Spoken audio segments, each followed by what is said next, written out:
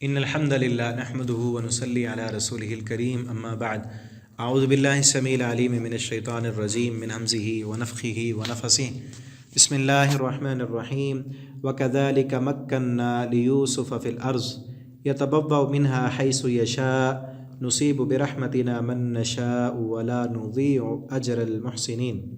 ترجمہ قرآن کے سبق میں سورہ یوسف آیت نمبر 56 سے پڑھیں گے۔ پیچھے اسباق جو ہمارے چل رہے ہیں، یوسف علیہ السلام کو بادشاہ نے بلایا تھا اور یوسف علیہ السلام نے خواب کی تعبیر بھی تدبیر بھی بتائی تھی۔ تو اس وقت یوسف علیہ السلام نے یہ مشورہ بھی دیا تھا کہ آپ مجھے وزیر خزانہ بنا دیں۔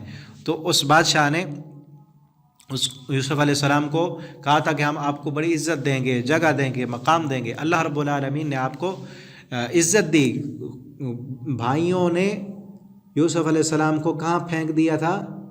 کنویں میں، وہاں سے نکلوا کر اللہ رب العالمین نے تخت پر بٹھا دیا، اور آج وزیر خزانہ یوسف علیہ السلام بن چکے ہیں۔ وہی بھائی آئیں گے۔ آگے پڑھیں آج۔ وَكَذَلِكَ مَكَّنَّا لِيُوسُفَ، اللہ فرماتے اسی طرح ہم نے جگہ دی یوسف علیہ السلام کو فی الارض، زمین میں، اقتدار دیا، اختیار دیا، کنٹرول دیا کہ پوری اس وقت مصر کی سرزمین جو ہے اس سب کے وزیر، خوراک جو ہے وہ بانٹنے والے حضرت یوسف علیہ السلام بن گئے۔ یتبوأ منها حیث یشاء، کہ وہ جگہ لیں، جگہ پکڑیں اس ملک میں جیسے چاہیں وہ اپنا وزارت میں اختیارات ان کو مل گئے، وہ جیسے چاہیں کریں۔ نصیب، ہم دیتے ہیں برحمتنا، اپنے رحمت کے ساتھ، من نشاء، جسے ہم چاہتے ہیں، ولا نضيع اجر المحسنین، اور ہم نہیں ضائع کرتے احسان کرنے والوں کے اجر کو۔ جو محسن بن جائے، بن دیکھے اللہ سے ڈر جائے اور اللہ کا ڈر اپنے دل میں لیے ہوئے ہو، ایسے لوگوں کے اجر کو ہم ضائع نہیں کرتے۔ اجر کیا تھا؟ یوسف علیہ السلام برائی سے بچے، زلیخا نے دعوت گناہ دی تھی، یوسف علیہ السلام نے کہا معاذ اللہ، اللہ کی پناہ، اپنے آپ کو جیلوں میں تو ڈلوا دیا تھا لیکن اللہ کی نافرمانی اور بغاوت نہیں کی تھی۔ اس وقت تھوڑی لذت تھی، تھوڑی دیر کا فائدہ تھا، اس کو ٹھوکر ماری اس لیے کہ اللہ کی نافرمانی ہے۔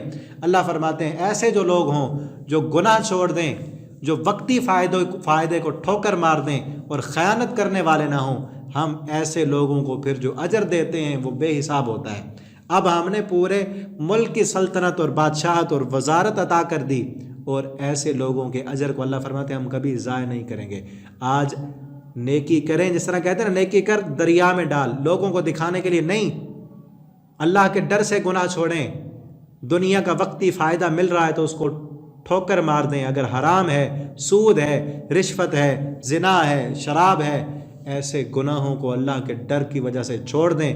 اور دوسری بات، خیانت نہ کریں۔ پیچھے تھا نا وَأَنَّ اللَّهَ لَا يَهْدِي كَيْدَ الْخَائِنِينَ، اللہ خیانت کرنے والوں کو کبھی راہ نہیں دکھاتے۔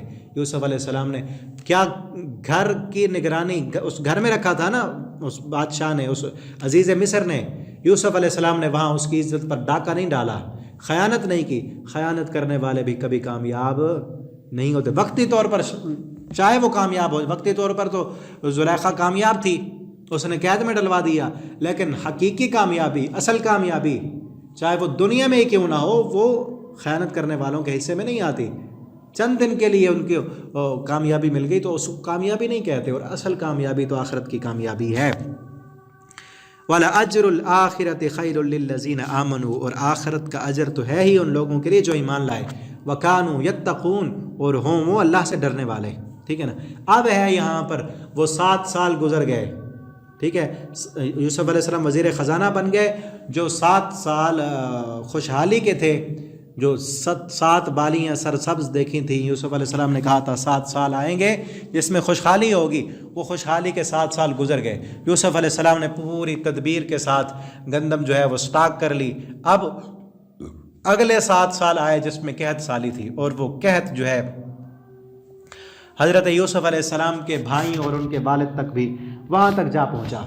ٹھیک ہے نا؟ فلسطین میں رہتے تھے نا، وہاں سے چلے، ان کو پتہ چلا کہ مصر میں جو بادشاہ ہے، وزیر خزانہ ہے، بڑا رحم دل ہے اور بڑا سخی ہے، اور اس نے جو ہے اپنا 7 سال کا اناج کا سٹاک کیا ہوا ہے، اس کے پاس چلتے ہیں اور گندم لے کے آتے ہیں۔ اور یوسف علیہ السلام کے بھائی आ गए। वजा इख्वत यूसुफ, आए यूसुफ अलैहिस्सलाम के भाई। फ़दख़लू अलैहि, दाखिल हुए उस पर। फ़अरफ़हुम, तो यूसुफ अलैहिस्सलाम ने पहचान लिया उनको कि यही हैं वो भाई जिन्होंने मुझे कुएं में फेंका था। वहुम लहू मुनकिरून, और वो न पहचान सके यूसुफ अलैहिस्सलाम को। वो चूँकि यूसुफ अलैहिस्सलाम को एक तो अल्लाह रब्बुल आलमीन ने इल्म दिया था ख्वाबों की ताबीर का और नबुव्वत का, और चूँकि सारे वाक़े का पता था। यूसुफ अलैहिस्सलाम के भाई ने तो समझा था कुएं में डाला, पता नहीं कहाँ गया होगा, किसी ने उठा लिया या मर गया होगा, कोई पता ही नहीं था। वो तो अपने जहन के मुताबिक तो यूसुफ अलैहिस्सलाम को ख़त्म किए बैठे थे, लेकिन यूसुफ अलैहिस्सलाम को तो पता था सारी चीज़ों का कि मेरे ऐसे ऐसे भाई भी हैं। जब वो आ गए, वलम्मा जहज़हुम बिजहाज़िहिम, जब तैयार किया उनके लिए उनका सामान, ठीक है ना, ये तो नहीं। फिर उनसे पूछा तुम कितने भाई हो, तो वो हाल अहवाल पूछे। उन्होंने अपने वालिद के बारे में बताया और अपने भाइयों के बारे में बताया, और कहीं पर ये भी कह बैठे कि एक हमारा और भाई बुनियामीन भी है, ठीक है ना। तो उसका भी हमें 2 सामान, चूँकि यूसुफ अलैहिस्सलाम हर बंदे को एक एक थैला या जितना मुकर्रर होगा उतना सामान दिया। तो उन्होंने कहा एक और भी है हमारा भाई, उसका हिस्सा भी दो। तो यूसुफ अलैहिस्सलाम ने कहा जो दूसरा भाई है ना तुम्हारा, वो अगली दफ़ा जब आना ना उसे भी साथ लेके आना। इतूनी भी अखिल्लकुम, लाना तुम अपने भाई को, मिन अबीकुम, जो तुम्हारे बाप से है। अला तरौना, क्या तुम नहीं देखते, अन्नी औफिल कैल, मैं पूरा देता हूँ मापवाना, खैरुल मुंजिलीन, और मैं बेहतरीन मेहमान नवाज भी हूँ। तुम्हारी कितनी अच्छी कदरदानी की है मैंने। तुमने अपने दोबारा जब आना तो अपने उस भाई को तुमने लेकर आना है। फ़इल्लम तअतूनी, और अगर तुम ना लाए अपने उस भाई को, फ़ला कैल लकुम इंदी, फिर मेरे पास कोई पैमाना नहीं होगा, मैं तुम्हें फिर गल्ला नहीं दूंगा। वला तक़रबून, मेरे करीब भी ना आना, मैं समझूंगा तुम झूठे हो, क्योंकि तुमने तज़किरा किया ना भाई है, उसका हिस्सा भी दो। अगर उसको न लेकर आए फिर ना आना, फिर तुम्हें कुछ नहीं मिलेगा। वला तक़रबून, और मेरे करीब भी मत आना। आगे इंशाअल्लाह हम अगले सबक में पढ़ेंगे। फिर ये भाई गए यूसुफ अलैहिस्सलाम के वालिद को, हज़रत याक़ूब अलैहिस्सलाम को मनाया, अपने उस भाई को लाए, फिर कैसे हुआ वो सारा वाक़या इंशाअल्लाह अगले सबक में पढ़ेंगे। इस सबक में हमारे लिए जो सबक है, इसमें जो नसीहत है वो ये है कि अल्लाह रब्बुल आलमीन का डर जिस बंदे के दिल में हो और अल्लाह के लिए जीने वाला हो, अल्लाह रब्बुल आलमीन इसी दुनिया में ही उसको बुलंदियाँ अता कर देते हैं। वही भाई जो हसद करने वाले थे, वही भाई एक वक्त आया कि उसी के सामने झोलियाँ फैलाकर आज मांगने के लिए आए खड़े हैं।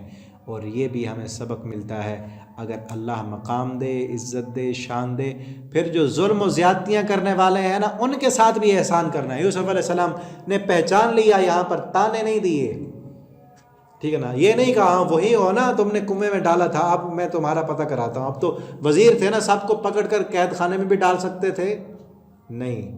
वही भाई जिन्होंने कैद खाने में क्या, कुएं में डालकर मार दिया था, समझो अपने हिसाब के मुताबिक तो मार दिया उन्होंने। लेकिन यूसुफ अलैहिस्सलाम किस कदर मुहसिन हैं, कितने एहसान हैं, ऐसा बंदा कामयाब होने वाला होता है। यूसुफ अलैहिस्सलाम, जिस तरह शुरू में मैंने कहा ना, ये सूरह यूसुफ सिर्फ माज एक किस्सा और कहानी नहीं है, इसमें कई सबक हैं हमारे लिए। अल्लाह मकाम दे, इज्जत दे, तो फिर छोटों को और उन्हीं लोगों को जिन्होंने हसद किया हो आपके साथ, आपसे जुल्म किया हो, ज्यादतियाँ की हो, ठीक है ना, आपको मारने के प्लान बनाए हों, उनको भी, उनके साथ भी एहसान करना है, उनके साथ भी अच्छा सलूक करना है। अल्लाह और उस इज्जतें देगा, अल्लाह आपको दुनिया में और तरक्कियाँ देगा और बुलंदियाँ अता करेगा। और आखिरत तो है ही इन्हीं लोगों के लिए जो इंसानियत के साथ अच्छा सलूक करते हैं और आखिरत के लिए जीते हैं, ठीक है ना। तो ये सारे सबक हमारे लिए इसमें मौजूद हैं। अल्लाह रब्बुल आलमीन हमें इनको समझने और अमल करने की तौफीक अता फरमा दें। वस्सलामु अलैकुम व रहमतुल्लाहि व बरकातहू।